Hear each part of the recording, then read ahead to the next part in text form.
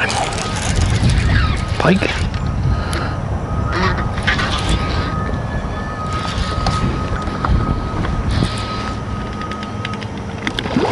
Oh no, it's a largemouth. Look at that. Hit the old swim jig. Look at that. First bass, first largemouth of the trip. First fish I ever caught out of Lake Minnetonka. What's going on, guys? I am in Minnesota. I'm catching largemouth on Lake Minnetonka just outside of Minneapolis. And throwing a swim jig in the milfoil right out in front of a dock. I just came up to, I've been fishing out a little bit deeper and there was no bites.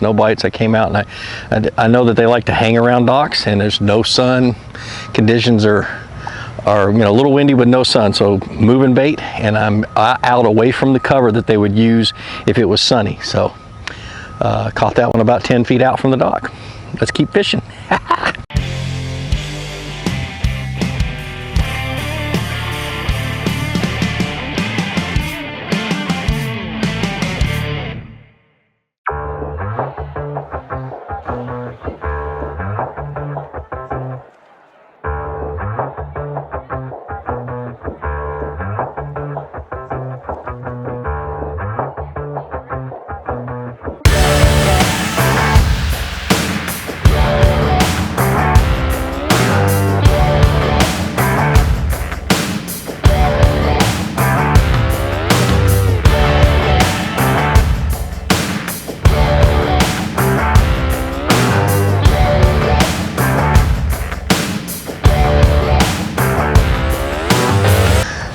So today I just kind of want to talk you guys through how I'm going to figure this lake out. I've got 2 days to fish it and then I'm going to go up north. But everybody, I was at the Alumacraft Dealers Conference and had 3 people tell me that I needed to go fish. If I love fishing for largemouth, I needed to go fish Lake Minnetonka. And so here I am. It wasn't even in my plans, and I've been out here for about 20 minutes and just caught that bass. So not too bad. It's a beautiful lake. I can't wait to move around a little bit more and see more of it. But right now I'm fighting the milfoil, which is okay. That's why I've got a swim jig on. It's because the swim jig will come through most grass pretty easily, except for eelgrass. It's a little bit tough. It gets wrapped around the hook. So there's a little bit of eelgrass around the dock, and milfoil is what I'm dealing with. I may need a new trailer after that. But so I'm going to throw out in front of the dock before I throw under it, because it's cloudy. And if there was shade, if there was sun and shade, throwing a cast out in front of the dock, I'd throw out in front of that shade before I even moved up to the dock. A little bit of bait fish skipping. Just going to make 10 or 15 casts out in front of the dock. That fish was really aggressive, so I'm not going to slow down, see if there's any more that are that aggressive. And if they're that aggressive today, we're golden. I'll be able to cover a lot of water, whoops, and blow up my reel. Let go of it a little bit too soon.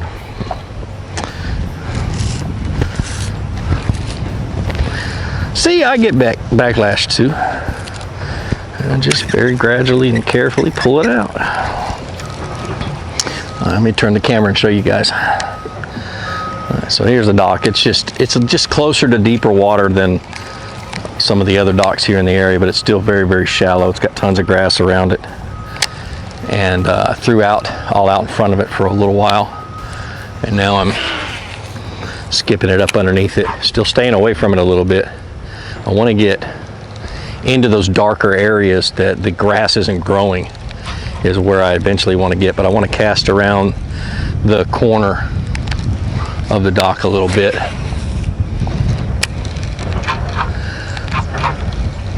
See if I can get something to bite. I might throw a rage bug in there and let it fall down along those posts here in just a second.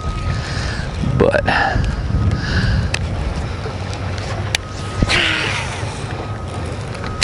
love a swim jig for skipping. All right, let's move a little closer.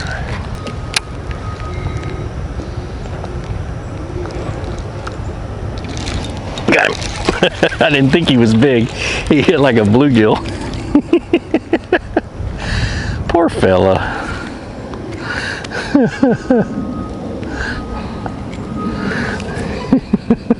He was a mean one though. Let's get it underneath there again.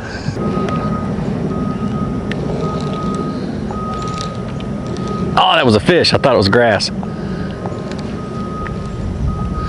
Let me get that rage bug out and follow up.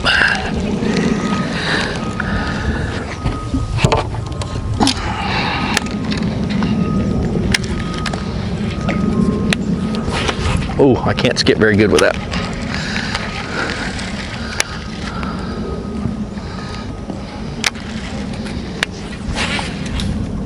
Dang it, not where I wanted to go.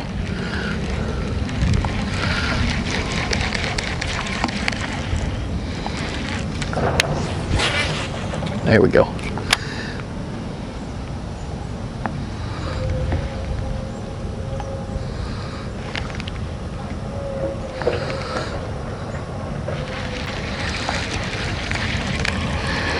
Sometimes you get a second chance and sometimes you don't. Oh, blew it up. Two different action rods I'm throwing between that swim jig and this rage bug, and it's just a different, slightly different kind of skip. Just enough to mess me up. That's a bite. Oh, he thumped it, didn't keep it. The line jumped.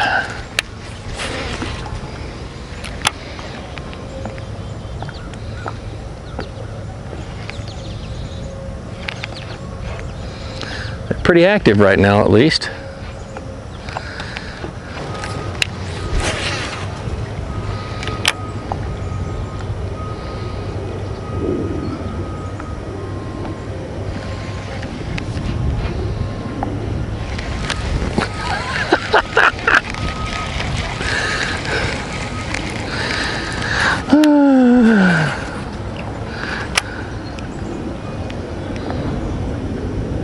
So what's happening is it's falling to the bottom, and then I'm popping it up twice. And so when it falls to the bottom, the fish is nosing down on it and looking at it. And I pop it up twice and thump, he hits it, but he never gets it in his mouth. I'm guessing he's really, really small.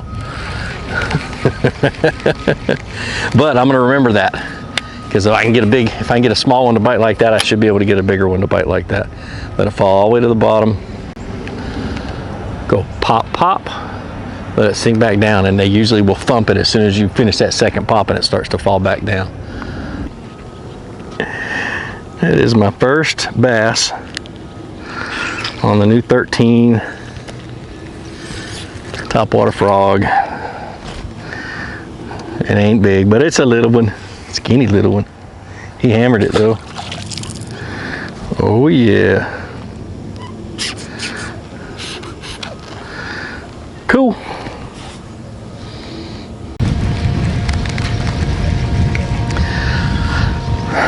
Alright, I'm done messing with the little ones around docks. We're gonna go look for some big ones. I want to catch some 4-pounders. So I came over to the next little lake or bay, as they call them. This one ain't got no grass. It's weird, it's got bank grass. I'm gonna end up there, but it's a total different water color because there's no grass. I mean, oh, there's a little bit. So I guess we got a little grass up here. A little bit of milfoil, but I'm fishing the only major point in this little bay. There's a hump over there I want to fish, but there's somebody wakeboarding or whatever they're doing over there, trying to surf behind the boat. They're going back and forth, coming pretty close to me, but no biggie.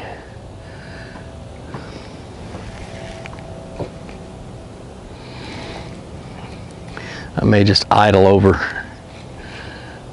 that hump and see if I can see any fish on it. This was just it. I didn't even graph this one. I just stopped and fished it just because it was the only. I mean, this point sticks. Look at this. I'll turn the camera and show you. This point sticks way out, and it's the only point that sticks way out.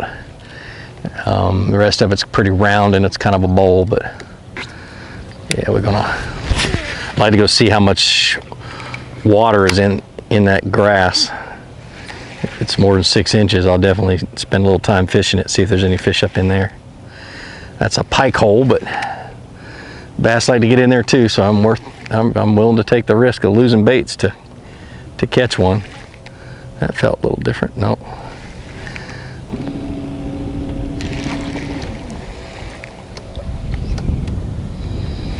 Let's throw a chatterbait and see what happens.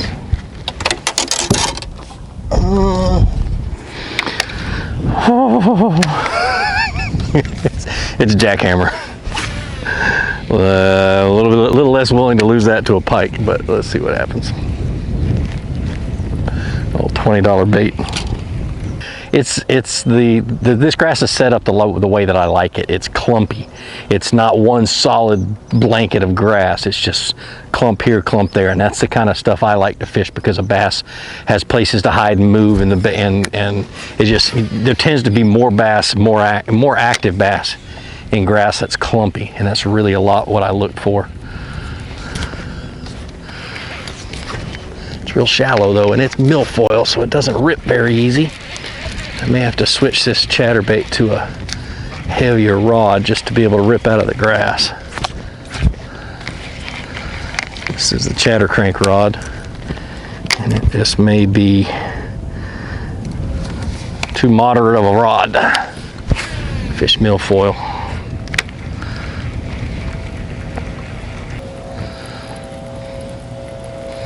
So with this little bit dingier water, I expect the bass to be shallower. So I'm going to get up in that grass and see what it looks, see what happens.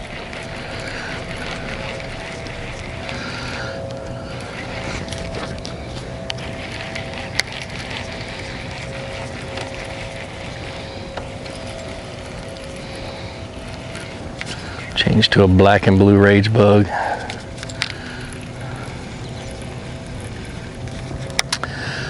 Yep. Let's do it. All right, so when I'm attacking this kind of grass, I call them buggy whips just because that's what they call them down in Florida. I don't know what their real name is. Or pencil reeds, that's what they call their pencil reeds down in Florida. They're not buggy whips, but start from the outside and work my way in is what I'm doing. I'm figuring the most active ones are going to be on these little blades of grass that stick out a little bit further. They're going to be sitting out here waiting for bait fish to swim by or something to swim by to eat. So I'm going to focus on the points of the grass that sticks out, and then from there I'm going to work my way back. So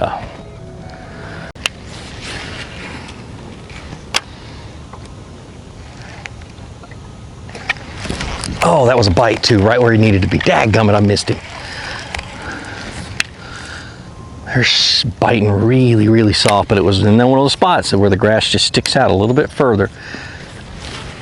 And I'm not going to be able to get the cast back up in there. That was definitely a bite though.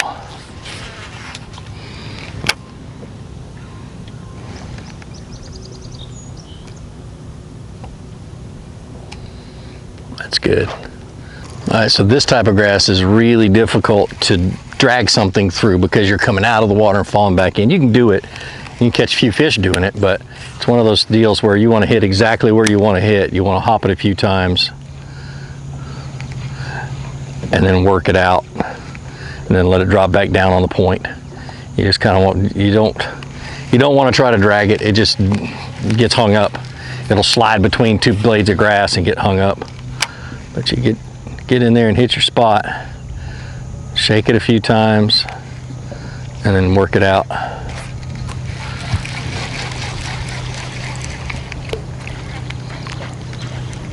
It's a nice thick point right there.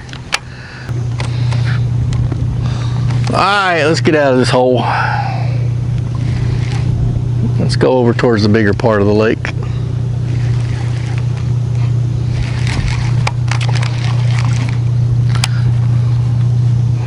I like all the little canals that connect all of these bays. Matter of fact, the canals might not be a bad place with all this wind blowing, pushing water through them. It's a thought.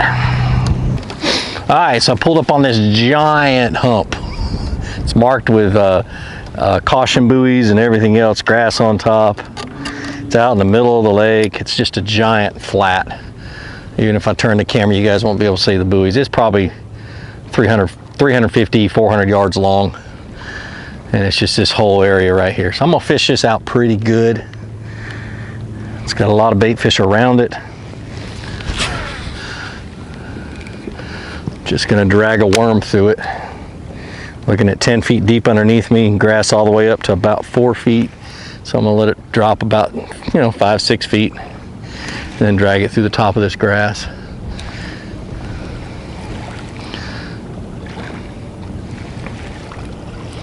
So what I've got,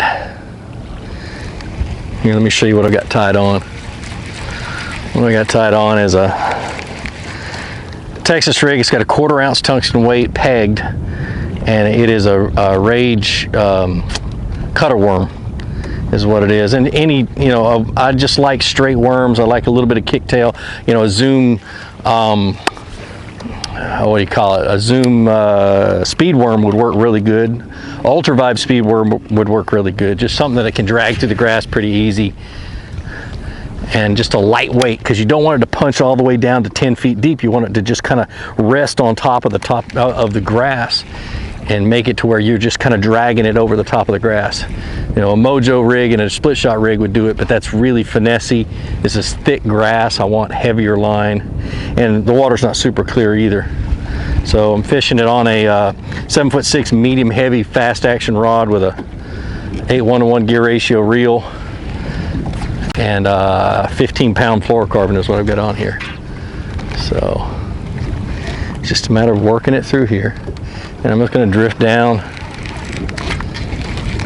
and see if I can't get bit. This might be too clear of a bait to fish this water. It may not be clear enough, so I may have to switch to a darker color, and I've got some other stuff lined up. But I'll try this color first.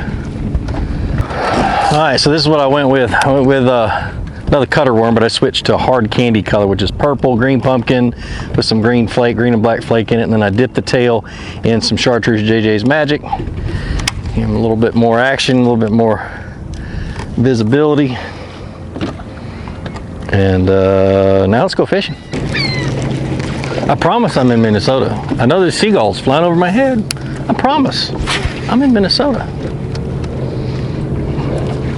Promise. All right, so I've tried offshore, ideal locations, tried this whole flat, threw everything in the book. I'm going back to docks. We're going to fish docks.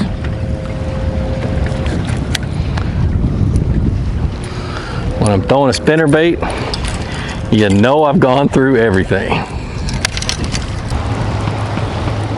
Y'all gotta see this. That boat's in about 4 foot of water.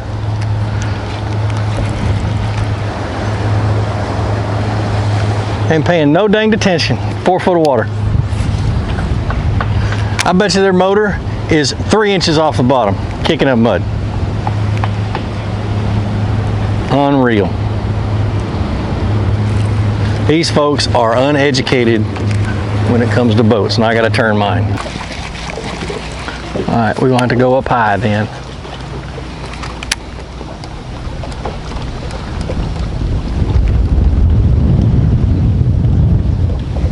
How deep are we? We're 10 feet deep out in front of this one. It's good. I like me some deep boat docks.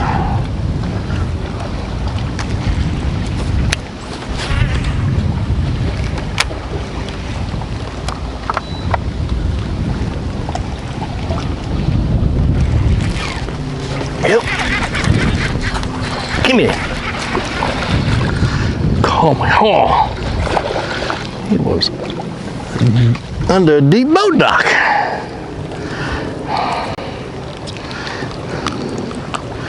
I'm there.